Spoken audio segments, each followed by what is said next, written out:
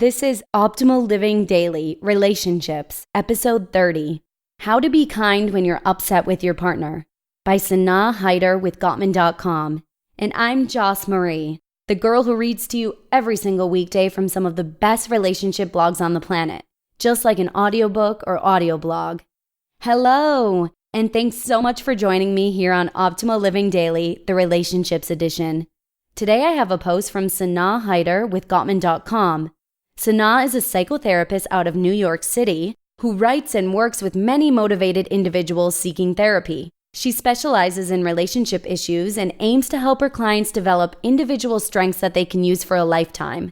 We've actually never read Sanaa's content before on this podcast and couldn't be more thrilled to share it with you. Also, for those of you who may be new to Optimal Living Daily Relationships, or for those of you who'd like to learn more about the show, just head on over to oldpodcast.com. With that, I'm going to jump right into today's post and start optimizing your life. How to Be Kind When You're Upset with Your Partner, by Sanaa Hyder with Gottman.com. One of the hardest things to do in a relationship is to be nice to your partner when you're upset with them. It's also one of the most important moments to be kind. Dr. Gottman's research shows that couples who start arguments gently are more likely to manage conflict effectively without harming the relationship. In fact, it is in these moments that Dr. Gottman can predict the success or failure of the relationship with over 90% accuracy. In a popular Atlantic magazine interview, Dr. Julie Gottman explains that kindness doesn't mean that we don't express our anger, but the kindness informs how we choose to express the anger. You can throw spears at your partner, or you can explain why you're hurt and angry, and that's the kinder path. The vow of kindness. Kindness is not just important in the heat of an argument. Rather, it is about your mindful and considerate behavior throughout your relationship. When we enter into a committed relationship, most of us make some sort of declaration, a promise or a vow that we will uphold our partner and care for them. We also make a secondary promise that we will be our best selves, full of integrity and hope for a successful future. The act of not choosing kindness is therefore doubly hurtful to our partners and to ourselves, because it undercuts our efforts for growth and the potential for greater intimacy. A relationship is the concerted effort of two people who mindfully and enthusiastically work towards a shared vision. Despite the difficulties of daily life, partners are in charge of their own behavior. While a couple grows together, they are not precluded from growing as individuals as well. In fact, they must evolve as individuals in order to continually bring their best selves to their partner. Kindness begets kindness. How can you cultivate a habit of kindness in your relationship? Below are 3 powerful tips that you can put into action right now, regardless of where your partner is on their journey. Number 1, think good thoughts. We are wired to feel how we repeatedly think. Thinking positive thoughts about your partner will make it easier for you to think more positive thoughts and to speak and behave positively towards them. In order to get into the habit of being kind, you must practice the thoughts as well as the actions. Remind yourself of the nice things your partner has done each day. For instance, did they take out the recycling or come home early one night for dinner? However small the action, make it a habit of noticing the kindness as it is happening and make a mental note of how happy it makes you feel.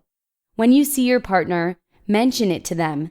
Noticing the good things about your partner helps to keep you in what Dr. John Gottman calls the positive perspective, or positive sentiment override. It is a sense of hopeful well-being that arises from positive thoughts and positive interactions. Number 2, accept responsibility. Take responsibility for assessing your own feelings before presenting them to your partner. Whereas anger and frustration are legitimate emotions, further exploration might reveal that in fact you feel annoyed or sad about a situation. Perhaps upon reflection you find that in fact you felt abandoned or that your dreams are not being acknowledged. Being able to accurately pinpoint your feelings will help you to convey them in a kinder, gentler tone to your partner. You might think it is more authentic to say exactly what's on your mind without filtering anything for your partner. But consider that once they are hurt, it is harder for them to connect with you empathically. Take a moment to process your feelings with a therapist or by yourself. Try keeping a journal or log of your day and how you were feeling. Processing your feelings through writing often helps to sort out and organize thoughts. Number 3, let hope win. Have faith in the relationship and in your commitment. Even though you will have ongoing arguments with your partner, focus on your friendship. I see couples in my office who want to solve their issues first before going out for an ice cream or relaxing over dinner. It's not possible to solve problems with someone you don't want to collaborate with. I often encourage couples to do an activity together to enjoy their love, despite their gripes. It is much easier to discuss problems with your best friend than with your enemy. It may take effort to institute a date night, but being close and connected is a habit, and habits have to be practiced consciously and regularly. Try going out of your way to be friendly to your partner. For instance, pour milk in their cereal in the morning, or offer to walk the dog. Look up a movie they've been meaning to watch, or even send them a text message today, not about errands or scheduling, about something you're looking forward to doing with them later. Kindness allows you to be heard. Ultimately, kindness serves your expression of difficult emotions by offering your partner the capacity to really hear you. Even if you are angry, in order to approach your partner effectively, you must be kind. If you've paved the way for your partner to be open to you, they are more likely to hear your frustration and respond with compassion. Kindness gets your needs met. Being kind and gentle is a decision. Just as we offer a smile and hold the door open for a stranger, we must remember to cultivate this habit in our relationship, no matter how many months or years have passed. The longer we try, the easier it gets to summon up a positive picture of our beloved. The more we practice kindness, the easier it is to recall that our partner is also a human who is experiencing life alongside us. It becomes easier to offer a smile and to extend an olive branch to the person who is in the struggle with us, not against us. You just listened to the post titled, How to Be Kind When You're Upset with Your Partner, by Sanaa Hyder with Gottman.com. Another huge thanks to Sanaa Hyder for letting us feature her content here on Optimal Living Daily Relationships. She is an author with Gottman.com. The Gottman Institute is a research-based approach to strengthening relationships. They even offer an email newsletter that will improve your marriage in just 60 seconds or less. So, if you could use a little boost of romance in your marriage, make sure and check out the Gottman Institute's Marriage Minute. It's founded on 4 decades of research and clinical experience. Plus, it's totally free. Also, if you'd like to get in contact with our Optimal Living Daily family, or just learn more about anything related to the show, come by oldpodcast.com, or simply join our Facebook group. And that's a wrap for episode 30.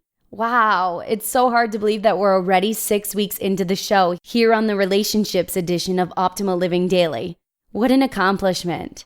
And with that, I just want to say thank you. It's been such an honor to be your host. Have a wonderful weekend, and I hope to see you again on Monday, where your optimal life awaits.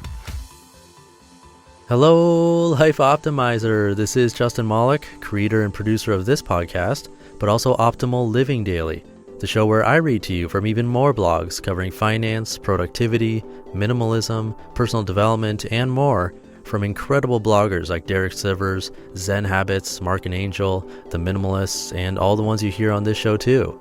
So if you enjoyed today's episode and like taking amazing blogs on the go, come on over to Optimal Living Daily and subscribe to that one too. And together, we'll start optimizing your life. You've been listening to Optimal Living Daily. Be sure to hit the subscribe button to stay up to date on each new episode and head to oldpodcast.com. That's oldpodcast.com for a free gift as well as more actionable tips and resources to help you maximize your potential. Thanks for joining us, and remember, your optimal life awaits.